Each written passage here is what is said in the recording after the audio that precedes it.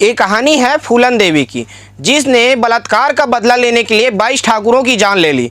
एक 10 साल की लड़की जो अपने बाप की ज़मीन के लिए लड़ गई थी, या फिर एक बालिका वधू जिसका पहले उसके बूढ़े पति ने रेप किया, या फिर श्री राम ठाकुर के गैंग ने, या एक खतरनाक डाकू जिसने बेहमई गांव के 22 ठाकुरों को लाइन में खड़ा कर मार दिया, या फिर उस चालाक औरत के रूप में जो शुरू से ही डाकुओं के गैंग में शामिल होना चाहती थी। वो औरत जिसकी ज़िंदगी पर फिल्म बनाकर उसका बलात्कार दिखाने वाले शेखर कपूर ने उससे पूछा भी नहीं था, या शायद एक पॉलिटिशियन के तौर पर जिसने 2 बार चुनाव जीता था, या फिर एक औरत जो खुद से मिलने आए फैन शेर सिंह राणा को नागपंचमी के दिन खीर खिला रही थी, बिना ये जाने कि कुछ देर बाद यही आदमी उसे मार देगा। नमस्कार, मेरा नाम योगेश यादव है और आप मेरे साथ सुन रहे हैं एक लड़की की डाकू से संसद बनने तक की कहानी। फूलन देवी 1980 के दशक के शुरुआत में चंबल के बीहड़ों में सबसे खतरनाक डाकू मानी जाती थी।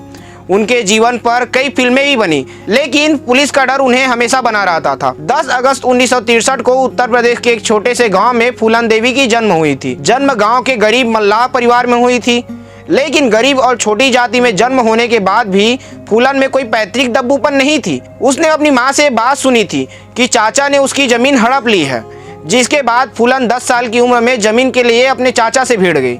वहाँ तक धरना भी दे दिया, जिसके बाद फूलन ने चचेरे भाई के सिर पे ईंट मार दी।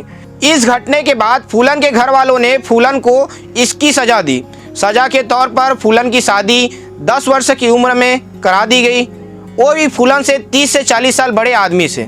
उस आदमी ने फूलन से बलात्कार किया। फूलन की कुछ वर्ष इसी तरह गुजरते रहे। धीरे धीरे फूलन की सेहत इतनी खराब हो गई, जिसके बाद उसे वापस मायके आना पड़ गया। पर कुछ दिन बाद उसके भाई ने उसे वापस ससुराल भेज दिया। वहाँ जाके पता चला कि उसके पति ने दूसरी शादी कर ली है। पति और उसकी बीवी ने फूलन की बड़ी बेइज्जती की, जिसके बाद फूलन अपनी पति को छोड़ मायके लौट गई। चंबल के बीहड़ों से संसद तक पहुंचने वाली दस्यु सुंदर फूलन देवी की कहानी इतनी नहीं है। 80 के दशक में फूलन देवी का नाम फिल्म शोले के गब्बर सिंह से भी ज़्यादा खतरनाक बन चुका था। कुछ महिलाओं को फूलन देवी की धमकी और मिसाल देते अक्सर सुना जाता था। कहा जाता था कि फूलन देवी का निशाना बड़ा अचूक था और उससे भी ज़्यादा कठोर था उनका दिल। बैंडिट क्वीन फिल्म में दिखाया गया है कि एक गैंग के भिड़त ठाकुरों के गैंग से होती है, जो कि श्री राम ठाकुर और लाला ठाकुर का गैंग था, जो बाबू गुज्जर की हत्या से नाराज था और इसका जिम्मेदार फूलन को ही मानता था। दोनों गुटों में लड़ाई हुई, विक्रम मल्लाह को मार दिया गया। एक कहानी चलती है कि ठाकुरों के गैंग ने फूलन को किडनैप कर बेमई में 3 हफ्ते तक बलात्कार किया। ये फिल्म बैंडिट क्वीन में दिखाया गया है, पर माला सेन की फूलन के ऊपर लिखी किताब में फूलन ने इस बात को कभी खुल के नहीं कहा है। फूलन ने हमेशा यही कहा है कि ठाकुरों ने मेरे साथ मजाक किया है। ये भी नज़रिया है कि बलात्कार एक ऐसा शब्द है जिसे कोई औरत कभी स्वीकार ही नहीं करना चाहती। यहाँ से छूटने के बाद फूलन डाकुओं के गैंग में शामिल हो गई।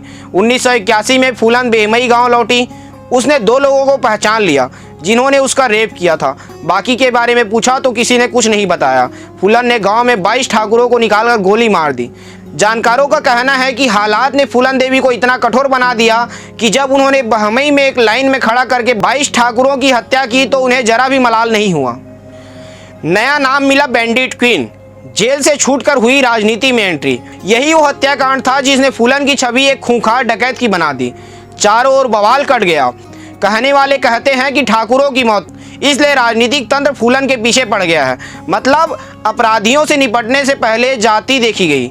पुलिस फूलन के पीछे पड़ी, उसके सर पर इनाम रखा गया। मीडिया ने फूलन को नया नाम दिया बैंडिट क्वीन। उस वक्त देश में एक दूसरी क्वीन भी थी, प्रधानमंत्री इंदिरा गांधी। यूपी में एक राजा थे, मुख्यमंत्री वीपी सिंह। बेमई कांड के बाद रिजाइन करना पड़ा था इसको। साथ ही खासकर ठाकुरों से उनकी दुश्मनी थी, इसलिए उन्हें अपनी जान का खतरा हमेशा महसूस होता था। चंबल के बीड़ों से पुलिस और ठाकुरों से बचते बचते शायद वह थक गई थी, इसलिए उन्होंने हथियार डालने का मन बना लिया। लेकिन आत्मसमर्पण का भी रास्ता इतना आसान नहीं था। फूलन देवी को शक था कि उत्तर प्रदेश की पुलिस उन्हें समर्पण के बाद किसी न किसी तरीके से मार देगी, इसलिए उन्होंने मध्य प्रदेश सरकार के सामने हथियार डालने के लिए सौदेबाजी की। मध्य प्रदेश के तत्कालीन मुख्यमंत्री अर्जुन सिंह के सामने फूलन देवी ने एक समारोह में हथियार डाले और उस समय उसकी एक झलक पाने के लिए हजारों लोगों की भीड़ जमा थी। उस समय फूलन देवी की लोकप्रियता किसी फिल्मी सितारे से कम नहीं थी। बिहार इलाके में लोग कहते हैं कि फूलन देवी ने लाल रंग का कपड़ा माथे पर बांधा हुआ था और हाथ में बंदूक लिए जब वे मंच की तरफ बढ़ी थी तो सबकी सांसें जैसी थम सी गई थी।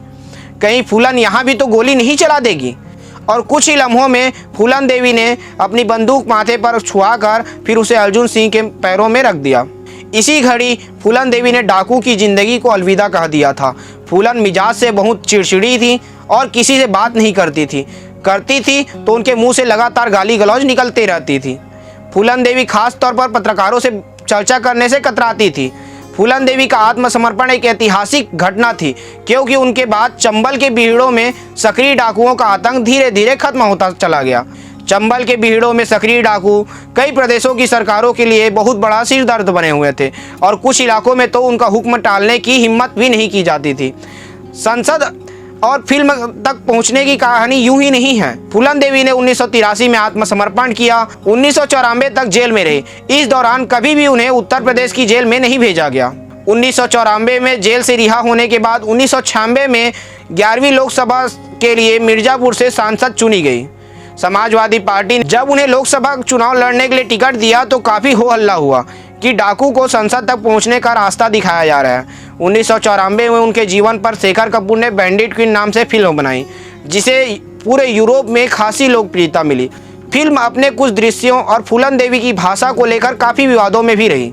फिल्म में फूलन देवी को एक ऐसी बहादुर महिला के रूप में पेश किया गया है जिसने समाज की गलत प्रथाओं के खिलाफ संघर्ष किया है। जिंदगी बदली पर मौत आ गई। 1996 में फूलन देवी ने समाजवादी पार्टी से चुनाव लड़ा और जीत गई। मिर्जापुर से सांसद बनी। चंबल में घूमने वाली अब दिल्ली के अशोका रोड में शानदार बंगले में रहने लगी। 1998 में हार गई पर फिर 1999 में वहीं से जीत गई।